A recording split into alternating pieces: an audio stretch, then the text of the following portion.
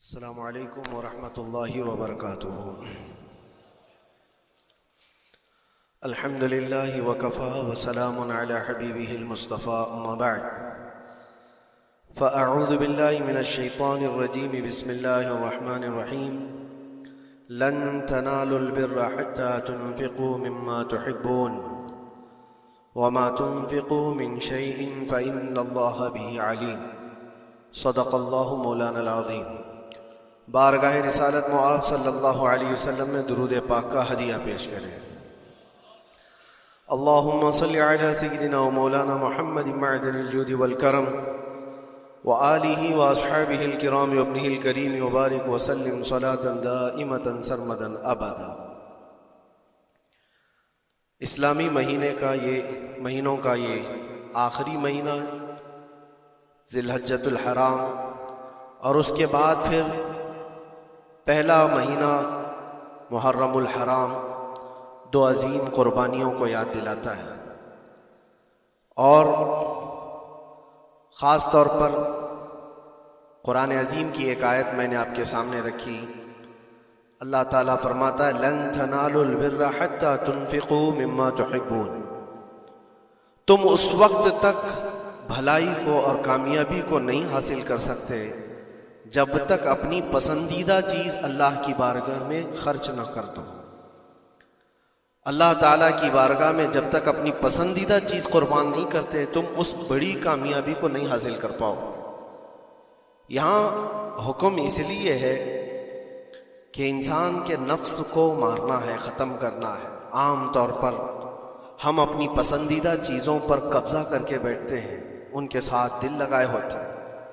اسی وجہ سے حضرت سیدنا ابراہیم علیہ السلام سے جو قربانی مانگی گئی تو وہ جانوروں کی یا ان کے گھر بار کی یا کسی چیز کی نہیں، بلکہ آپ کے اس عزیز بیٹے کی جو 90 سال کی عمر میں پیدا ہوا۔ حضرت ابراہیم علیہ السلام کی عمر تقریباً 90 سال کی تھی جب آپ کے گھر حضرت اسماعیل علیہ السلام کی ولادت ہوئی، جس کو اتنی لمبی مدت کے بعد، انتظار کے بعد بیٹا پیدا ہوا ہو تو پھر وہ اپنے اس بیٹے پر کیسے جان چھڑکتا ہوگا، کتنی محبتیں اس کے ساتھ ہوں گی، باپ کی بھی اور ماں کی بھی۔ اور وہ بچہ جب جوانی کی طرف بڑھ رہا ہو اور اس وقت اللہ تعالیٰ کا حکم تھا کہ اس بیٹے کو ہماری بارگاہ میں قربان کرو، تو یہ عزیز چیز، پسندیدہ چیز اللہ کی بارگاہ میں قربان کرنا، اور وہ نبی تھے اس لیے ان کے اعتبار سے ان کو حکم ہوا۔ نبیوں کا ایمان سب سے اعلیٰ ہے اور ان کا امتحان بھی سب سے بڑا ہوتا ہے۔ عام لوگوں کو یہ حکم نہیں دیا گیا کہ تم اپنے بیٹوں کی اور بیٹیوں کی قربانی کرو۔ وہ نبی تھے اور وہ کر گزرے، انہوں نے ذرا برابر بھی ہچکچایا نہیں، بلکہ جب اپنے بیٹے حضرت اسماعیل علیہ السلام سے کہا انی ارا فی المنام انی اذبحک، مجھے خواب میں یہ بتایا گیا ہے کہ تمہیں ذبح کر دیا جائے، میں ذبح کرتے ہوئے تم کو دیکھ رہا ہوں، تو اسماعیل علیہ السلام نے نہیں کہا ابا اس چھوٹی عمر میں مجھے کہاں مار ڈالو گے، بلکہ جواب میں یوں کہا فانظر ماذا ترى، اے والد گرامی آپ کو جس بات کا حکم دیا گیا ہے آپ اس پر عمل کر جائیے، میں حاضر ہوں۔ فانظر ماذا ترى، جو کچھ آپ نے دیکھا ہے اس پر عمل کیجیے۔ اور پھر یہ بھی کہا انشاءاللہ آپ مجھے صبر کرنے والا پائیں گے۔ اور ہوا وہی کہ اسماعیل علیہ السلام کو لے کر جب حضرت ابراہیم علیہ السلام قربان گاہ میں گئے تھے تو اسماعیل علیہ السلام نے خود کہا تھا اپنے باپ سے کہ اپنی آنکھوں پر پٹی باندھ لیں، کہیں مجھے ذبح ہوتے ہوئے دیکھ کر آپ کے دل میں پھر سے وہ محبت نہ جاگ جائے جو بیٹے کی محبت ہوتی ہے، اور پھر اللہ کے حکم سے پیچھے نہ ہٹ جائیں۔ ابراہیم علیہ السلام نے آنکھوں پر پٹی باندھ لی کہ اللہ کے حکم میں کوئی خلل نہ پیدا ہو۔ اپنی عزیز چیز، پسندیدہ چیز جب آدمی قربان کر رہا ہوتا ہے تو بہت ہچکچاتا ہے، کتنے خیالات اس کے پاس آتے ہیں۔ یہ نبیوں کا امتحان تھا، اور ہر سال قربانی پر ہم اس کو یاد کرتے ہیں، لیکن یہ قربانی ہمیں یہ درس دے کر کے جاتی ہے کہ اے عزیزو، اللہ نے جو تمہیں دیا ہے اس میں جو سب سے پسندیدہ چیز ہے اللہ کی بارگاہ میں قربان کرو۔ ہر ایک کی الگ الگ چیزیں ہوتی ہیں پسندیدہ، پتہ نہیں کس کے یہاں کون سی چیز عزیز ہے، لیکن کچھ چیزیں کامن ہیں۔ دولت تقریباً سب کی پسندیدہ چیز ہے، اولاد تقریباً سب کی پسندیدہ چیز ہے، وقت یہ سب کا لازمی حصہ ہے اور اس کو کوئی جلدی قربان نہیں کرتا۔ تو محنت سے کمائی ہوئی دولت کو اللہ تعالیٰ کے ہاں خرچ کرو، قربان کرو، تاکہ تم اس کامیابی کو پہنچو۔ پھر بھی آپ اندازہ کرو دیتا کون ہے ہمیں رزق، کون دیتا ہے مال؟ سب کچھ اللہ رب العزت۔ اگر وہ حکم کرے کہ میں نے تمہیں 100 دیے ہیں، اس میں سے 50 میری راہ میں قربان کر دو، 50 اپنے پاس رکھ لو، تو بھی انصاف ہے، عدل ہے۔ اللہ کریم جس کا خود کا دیا ہوا ہے وہ چاہے تو 90% اللہ تعالیٰ یوں فرما دے کہ میری راہ میں قربان کر دو، 10 تم رکھو۔ نہیں، رب تبارک و تعالیٰ نے نہ 50 کا حکم دیا تمہیں، نہ 40 کا حکم دیا، نہ 30 کا، نہ 10 کا، بلکہ سال میں ایک مرتبہ صرف 2.5% اپنے مال سے نکالنے کا حکم دیا۔ اس میں بھی ہم دیکھتے ہیں کتنے لوگ آنا کانی کرتے ہیں، زکوٰۃ کو بچانے کے لیے ہیلے کرتے ہیں۔ وہ صرف 2.5% ہے، 2.5۔ اگر کسی کے پاس 100 حصے ہیں تو اس میں سے 2.5 یہ اللہ کی راہ میں سال میں ایک مرتبہ قربان کرنے کا حکم ہے، زکوٰۃ۔ لیکن مال کی محبت کچھ لوگوں کے دلوں پر ایسی جم جاتی ہے، اس کو بچانے کے لیے وہ کئی طرح کے ہیلے بہانے کرتے ہیں۔ جبکہ یہ بھی میں آپ کو بتا دوں، انکم ٹیکس جو ہوتا ہے وہ تمہاری انکم پر لیا جاتا ہے، جتنا تم کما رہے ہو اس پر ٹیکس دینا ہوتا ہے، لیکن زکوٰۃ انکم پہ نہیں ہے، زکوٰۃ سیونگ پہ ہے۔ جتنا تم بچا رہے ہو اس پر زکوٰۃ ہے، تم کما رہے ہو کتنا اس پر کوئی زکوٰۃ نہیں۔ اگر تم مہینے میں 1 کروڑ روپے کماتے ہو اور 1 کروڑ روپے پورے خرچہ بھی کر جاتے ہو تو سال بھر میں تم پر کوئی زکوٰۃ نہیں، کوئی زکوٰۃ نہیں۔ لیکن ہاں اگر بچا کر کے رکھتے ہو تھوڑا حصہ تو سال بھر میں وہ بچی ہوئی حصے پر اللہ کی طرف سے زکوٰۃ کا حکم ہے۔ اسی لیے اسلام میں ذخیرہ اندوزی جمع کرنا یہ ایک برا کام ہے، اسی سے دل پر میل جمع ہوتا ہے۔ جب مال زیادہ جمع ہوتا ہے تو دل کے اوپر میل زیادہ جمع ہونے لگتا ہے، اور اللہ تعالیٰ اپنے بندوں کے لیے نہیں چاہتا کہ تمہارے دلوں پر مال کی محبت کا میل جمنا شروع ہو جائے۔ اسی لیے ہر سال اتنا حصہ نکال دیا کرو۔ عزیزان گرامی وقار، یہ تو مال کے متعلق تھا، اور باقی اللہ تعالیٰ قرآن میں یہ بھی فرماتا ہے۔ مثال کے طور پر میں آپ کو بتا دوں، اللہ کے نبی صلی اللہ تعالیٰ علیہ وسلم کے پاس کچھ چیزیں آئی، آپ نے تقسیم فرما دیا، کچھ ایک حصہ کچھ باقی رہ گیا تھا، گوشت تھا یا کھجوریں تھی۔ اس گوشت کا حصہ گھر میں رکھا گیا۔ آپ صلی اللہ علیہ وسلم نے بعد میں پوچھا کتنا بچا ہے اور کتنا دے دیا گیا؟ کہا اتنا سب کچھ بٹ گیا، ایک ٹکڑا کچھ باقی رہ گیا۔ تو آپ نے فرمایا حقیقت میں جو دیا گیا ہے وہی اصل بچا ہوا ہے اللہ کی بارگاہ میں، اور جو ہم نے رکھا ہے یہ تو خرچہ ہونے والا ہے، یہ ہمارے لیے، اور جو دیا گیا وہ ہمیشہ اللہ کے پاس رہنے والا ہے۔ ما عندکم ینفد وما عند اللہ باق، قرآن میں اللہ فرماتا ہے جو تمہارے پاس ہے وہ سب فنا ہو جائے گا، اور جو اللہ کے پاس تم نے دے رکھا ہے وہ باقی رہنے والا ہے۔ اسی لیے اللہ تعالیٰ خود فرماتا ہے بنی آدم جو اپنے ہاتھ سے صدقہ کرتا ہے اس کے صدقے کو میں خود لیتا ہوں اور اس کو بچھڑے کی طرح پال کر کے بڑا کرتا ہوں۔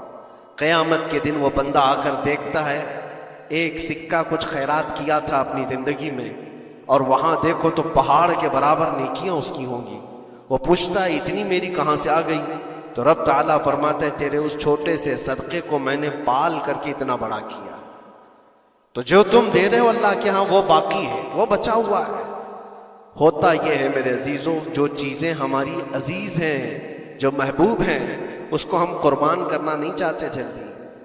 ایک دانشور نے کہا تھا پھلوں کی دکان پر ایک فقیر آیا اور پھل بہت سارے رکھے ہوئے تھے۔ ایک بوڑھا فقیر، اس کو آم کھانے کی خواہش پیدا ہوئی۔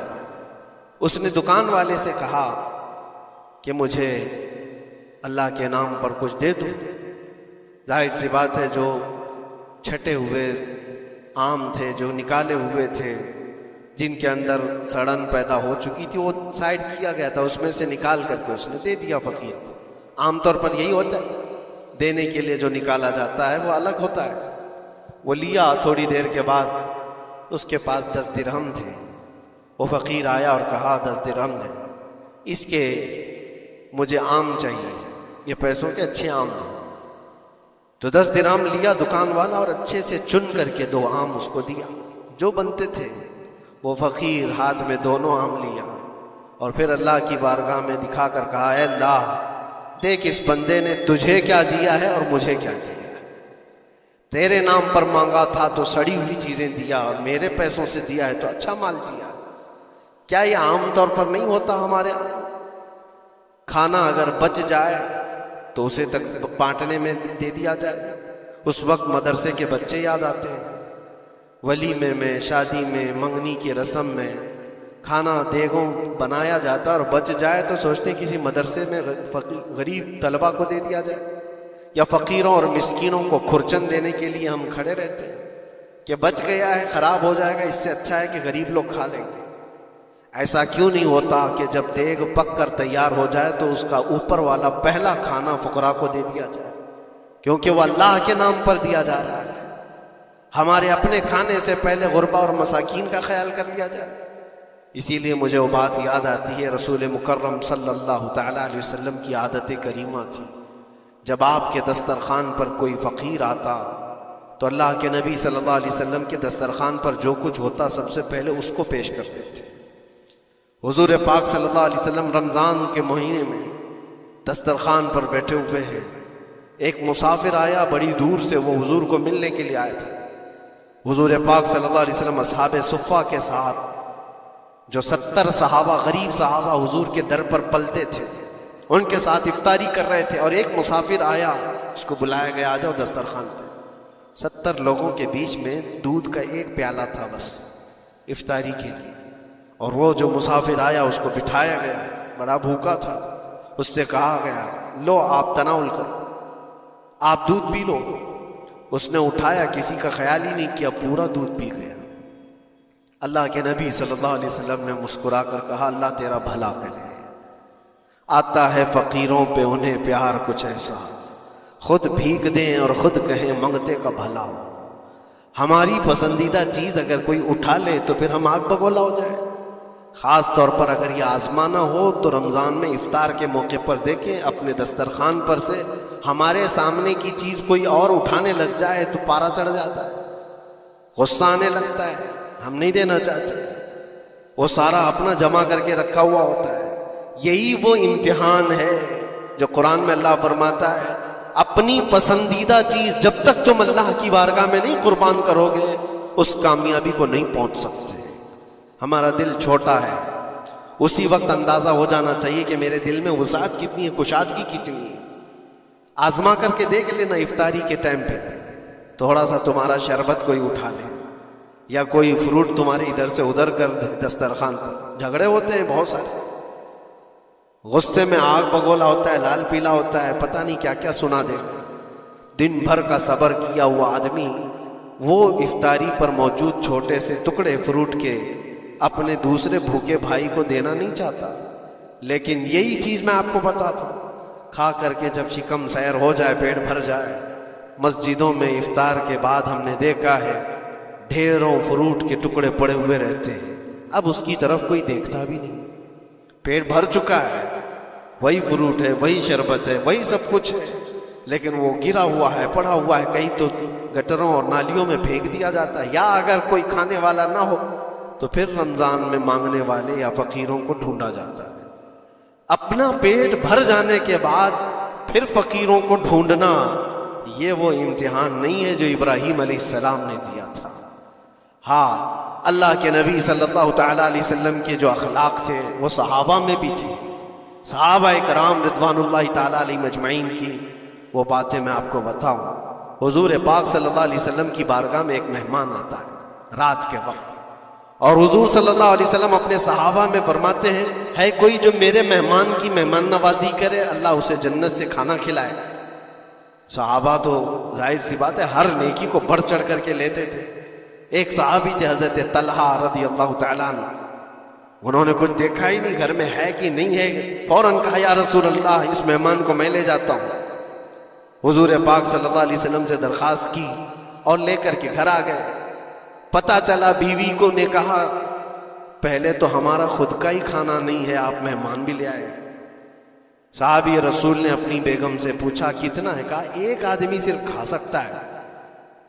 اور گھر میں کتنے لوگ ہیں؟ شوہر، بیوی اور ایک چھوٹا بیٹا. اب ایک مہمان آیا ہوا ہے.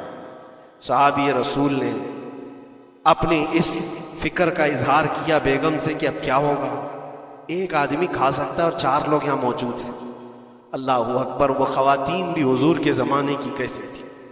انہوں نے کہا اپنے شوہر سے گھبرائیے مت، میں بچے کو تھپکیاں دے کر سلا دوں گی، آج ایسے سلا دوں گی، اور دسترخوان پر جب بیٹھے آپ کو کھانا میں پروس دوں گی، اور پھر بتی اچانک گل کر دیں گے، چراغ بند کر دیا جائے گا، آپ کھانے جیسا منہ چلاتے رہیں اور اس مہمان کو لگے کہ آپ بھی کھا رہے ہیں، اور کھانا پورا اس کے سامنے رکھیں تاکہ وہ پیٹ بھر کر کھا لے. ایک آدمی کے کھانے کے لیے یہ ہیلا کیا جا رہا ہے، خود بھی بھوکے ہیں. ایسے ہی ہوا، دسترخوان بچھا اور صحابی رسول نے کھانے کا برتن ان کے سامنے پیش کیا اور اچانک چراغ کو بجھا دیا گیا، اندھیرا ہے. انہوں نے افسوس کا اظہار کیا، کہا اتفاق ہے چراغ گل ہو گیا، آپ کھا لیجئے، ہم بھی کھا رہے ہیں. اور سارا کھانا اس مہمان کے سامنے رکھا. مہمان کو یہ لگتا رہا کہ یہ لوگ بھی کھا رہے ہیں، اور پورا کھانا وہ پیٹ بھر کر کھا لیا، شکم سیر ہو گیا.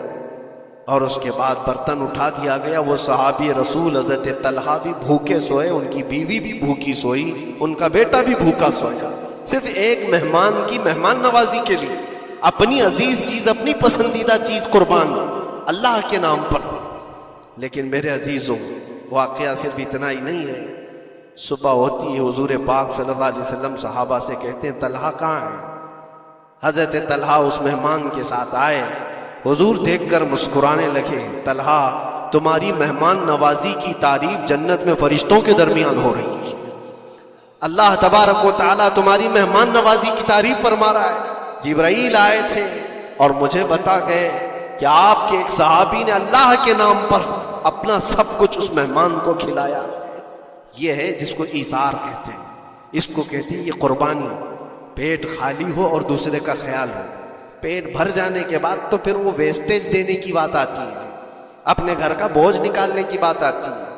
اچھی چیز جب اللہ کریم کی بارگاہ میں دے دیا جائے تو وہی قرآن میں اللہ نے فرمایا لن تنالوا البر حتى تنفقوا مما تحبون. تم اس وقت تک اس کامیابی کو نہیں پہنچ سکتے جب تک کہ اپنی پسندیدہ چیز اللہ کی بارگاہ میں قربان نہیں کرتے. پسندیدہ کا لفظ ہے، اپنی چاہی ہوئی چیز کا ہے. اسی لیے عزیزان گرامی وقار، حضور اکرم صلی اللہ تعالی علیہ وسلم کے صحابہ میں سے ہم نے دیکھا ہے ان صحابہ اکرام نے کبھی ان چیزوں کو ایسا پسند نہیں کیا، ایسا پیار نہیں کیا دنیا کو گلے لگا کر. اس کے باوجود بھی اس کو قربان کرتے رہے، قربان کرتے رہے. جو چیز دنیا میں تمہیں غافل کرتی ہے وہ یہی چیزیں ہیں جس کو اللہ تعالیٰ تم سے دور کرنا چاہتا ہے. قرآن پاک میں اللہ تعالیٰ پوچھتا ہے یا ایھا الانسان ما غرک بربک الکریم، اے انسان تجھے تیرے رب سے کس نے دھوکہ دیا ہے؟ کون ہے جو تجھے تیرے رب سے دور کیا ہے؟ یہ تمہاری دکانیں، یہ تمہاری جائیداد کا حساب کتاب، یہ تمہاری اولاد کی محبت، تمہاری بیویوں کی محبت، یہ وہ ساری دنیا ہے جو تجھے اللہ کی عبادت سے دور کیے جا رہی ہے. کیوں وقت پر تمہاری نماز ہوتی نہیں؟ ریزن خود تلاش کر لینا آپ جا کر کے. ظہر میں میں کہاں تھا؟ کون سی چیز نے مجھے نماز سے روکا تھا؟ عصر میں کہاں تھا؟ کس چیز نے مجھے سجدہ کرنے سے دور کر دیا؟ ریزن آپ خود ڈھونڈو، روزانہ آپ خود ڈھونڈو. مغرب میں کیوں سر نہیں جھکا پایا میرے رب کی بارگاہ میں؟ کون سی چیز مجھے روکی تھی؟ کیا میں دکان پر بیٹھا تھا؟ تو وہ دنیا ہے جو دھوکہ ہے جو تجھے اللہ سے دور کر رہی ہے. یا تم دوستوں کے ساتھ بات چیت میں بزی ہو گئے تھے تو یہ دوست شیطان ہیں جنہوں نے تجھے اللہ سے دور کیا تھا. یا کوئی اور چیز تھی، موبائل میں بیٹھا تھا، گیم کھیل رہا تھا، یہ وہ دنیا ہے جو تجھے اللہ سے وہ دھوکہ دی ہوئی. ٹی وی میں بیٹھا تھا، میچ میں بیٹھا تھا، کھیل کود میں تھا. یہ ساری چیزوں کا ریزن آپ خود ڈھونڈو. یہ عبادتوں سے کون ہے جو مجھے دور کیا ہے؟ اللہ کریم کی بارگاہ میں سر جھکانے سے کون سی چیزیں روک رہی ہیں؟ مجھے بتاؤ قسم رب ذوالجلال کی. آج کسی نے تمہارے گردن پر تلوار رکھی ہے کہ اگر سجدہ کرو گے تو کاٹ دیے جاؤ گے، مار دیے جاؤ گے؟ کسی نے تم کو نیزہ دکھا کر کہا کہ مسجد جاؤ گے تو گھونپ دیا جائے گا؟ کوئی چیز نہیں ہے. تمہارا نفس ہے جو تمہیں دور کیا ہوا ہے. تمہاری اپنی وہ چیزیں ہیں جن کو تم دل سے لگائے ہوئے ہو. اللہ کریم کی بارگاہ میں آنے کے لیے جو اہمیت تمہیں دینا چاہیے وہ دوسروں کو اہمیت دینے لگ گئے. اسی لیے ایک بزرگ نے کیا خوب کہا تھا. وہ اپنے مرید کی دکان میں گئے. بہت بزی شیڈول تھا اس مرید کا. دکان میں اتنے گاہک ہوتے تھے، بھیڑ، ہمیشہ وقت ہی نہیں ملتا تھا بیچارے. لیکن پیر صاحب آئے ہیں دکان میں تو عزت و احترام ہونی چاہیے. اپنے مرشد کو اس نے بلایا، کرسی پر بٹھایا. بہت دیر تک وہ اس کی دکان میں پڑھتے رہے، بیٹھے رہے. وہ بھی خوش باش تھا، پیر صاحب آئے پڑھے تو اور برکت، اور اس کو وقت ہی نہیں ہے. تھوڑی دیر کے بعد پیر و مرشد نے اس کے دکان کی چیزیں اٹھا کر کے جو ڈبے وغیرہ تھے سونگھنے لگے. یہ سونگھا وہ سونگھا. اس مرید نے پوچھا حضور یہ آپ کیا کر رہے ہیں، کیا سونگھ رہے ہیں؟ کہا میں یہ دیکھ رہا ہوں کہ ان ڈبوں میں کہیں تو پخانہ تو نہیں کرتا، کہیں تو اپنی حاجت اسی میں تو نہیں کرتا. اس نے کہا کیوں آپ ایسا کہہ رہے ہیں؟ کہا تو جتنا بیزی ہے جانے کا موقع کہاں ملتا ہوگا، یہی تو اپنا ٹوائلٹ بھی کرتا ہوگا. اس نے کہا حضور اتنا وقت تو نکال لیتا ہوں، طہارت کے لیے جا سکتا ہوں، استنجا پخانے کے لیے تو جا سکتا ہوں. زوردار تماچا انہوں نے لگایا. اپنے پیٹ کی گندگی نکالنے کے لیے تیرے پاس وقت ہے، اس رحمان کے دربار میں سر جھکانے کے لیے تیرے پاس وقت نہیں. تو نے کس چیز پر اپنا دل لگا رکھا ہے؟ یہ تھی ان کی تربیت. حقیقت ہے میرے عزیزوں، ہم اگر ریزن ڈھونڈیں تو چھوٹی چھوٹی چیزوں کے لیے ہم اپنا وقت بھی دیتے ہیں، پیسے بھی دیتے ہیں. لیکن اللہ کریم کے ساتھ تمہارا کیا سلوک ہے؟ یہ حدیث سنا کر میں بس ختم کرتا ہوں. اللہ کریم خود فرماتا ہے، یہ حدیث قدسی ہے. حدیث قدسی اس کو کہتے ہیں، فرمان اللہ کا ہے، زبان رسول اللہ کی. اللہ فرماتا ہے انا عند ظنی عبدی بی، بندہ میرے متعلق جیسا گمان کرتا ہے میں اس کے ساتھ ویسا سلوک کرتا ہوں. تم اللہ کریم کے لیے کیا مقام رکھتے ہو اپنے دل میں؟ اللہ کی بارگاہ میں آتے ہو تو کس طرح؟ اسی لیے حضرت رابعہ بصریہ رضی اللہ تعالیٰ عنہا کو ہم نے سنا ہے کہ جب وہ نماز کے لیے جاتی تو دلہن کی طرح سج کے جاتی تھی، پورے تیار ہو. پوچھا ان سے کسی نے تو وہ کہتی تھی میں چاہتی ہوں کہ اللہ نے جتنی نعمتیں مجھے دی ہیں اس بادشاہ کو نہ دکھاؤں تو پھر کس کو دکھاؤں؟ اس بادشاہ کی بارگاہ میں جا رہی. دنیا والے سیٹھوں کے سامنے جانے کے لیے سجدے سورتے ہیں، میں خلاق العالمین کی بارگاہ میں جانے کے لیے سجدے. اور ہمارا کیا مزاج ہے؟ ہم نے دیکھا ہے مسجد میں آنے کا انداز کس کا کیسا ہے. تم بادشاہ دو جہاں کے دربار میں آ رہے ہو تو کس انداز سے آنا چاہیے؟ یہ ساری چیزیں آپ ذہن میں رکھو. اللہ کریم کے لیے تمہارے دل میں کیا مقام ہے؟ ظاہر سی بات ہے تمہیں آج بھی اپنے پیٹ کی غلاظت نکالنی ہو کہیں راستے پر تو شوچالیہ ڈھونڈتے ہیں اور پیسے دے کر کے جاتے ہیں. مسجد کی کیا کیا چیزیں مفت میں استعمال کرتے ہیں. کبھی اس کا خیال آتا ہے کہ ہم یہاں کی اے سی، یہاں کے پنکھے، یہاں کے قالین، یہاں کا پانی سب کچھ استعمال کرتے ہیں، لیکن مسجد میں جو ڈبہ گھومتا رہتا ہے تو لوگوں کو ایسا لگتا ہے کہ یہ تو صدر سیکریٹری کے لیے گھومتا ہے، یہ کمیٹی کے لیے جاتا ہو. آپ اس وہم و گمان سے نکل جاؤ. اللہ کی بارگاہ میں 1 روپیہ بھی جو دیا جاتا ہے وہ شمار ہوتا ہے دنیا بھر کے تمام دولتوں سے زیادہ عزیز اللہ کی بارگاہ میں وہ پیسہ ہے جو یہاں صفوں میں آپ نے اللہ کے نام پر دیا ہوا. اپنی عادت رکھو کہ مسجد کے لیے ہمارے دل میں کیا احترام ہے. دوسری دنیاوی کسی بھی چیز کو دیکھنے کے لیے ٹکٹ دیتے ہیں، وہاں چھوٹی موٹی چیزوں کو خرچ کرنے کے لیے ہم بے پناہ پیسے خرچہ کرتے ہیں. پان میں، بیڑی میں، سگریٹ میں، تھوکنے میں کتنے پیسے برباد کیے جاتے ہیں. اللہ تبارک و تعالیٰ کے نام پر جب بات آتی ہے تو کیوں دل پر یہ بوجھ ہوتا ہے؟ یہ علامت ہے کہ دل جب کالا ہو جائے اور رب تعالیٰ سے بندہ دور ہو جائے تو اللہ کی بارگاہ میں دینے سے وہ کترانے لگتا ہے۔ اپنے دل کا علاج کرو اور اللہ کی بارگاہ میں یہ دعا کرو کہ مولا مجھ پر میرے نفس کو غالب ہونے سے بچا لے اور میرے دل کو پاک کر کے تیری دربار میں ہمیشہ جھکنے والا دل بنا دے۔ یہ دعا کرو کہ رب تبارک و تعالی مرنے سے پہلے ہمارے دلوں کو پاک و صاف فرمائے اور خالص اس کی رضا کے لیے ہمیں ہماری عزیز چیزوں کو قربان کرنے کا اللہ تبارک و تعالی ہمیں موقع عطا فرمائے۔ اور خاص طور پر یہ دعا کہ رب العالمین جب آخری وقت آئے تو تیرے حبیب پاک کی عزت کے لیے مرنے کی توفیق عطا فرما اور اس راستے میں ہمیں شہادت عظمی نصیب فرما، تیرے نبی کے قدموں میں دفن نصیب فرما۔ وآخر دعوانا الحمدللہ رب العالمین۔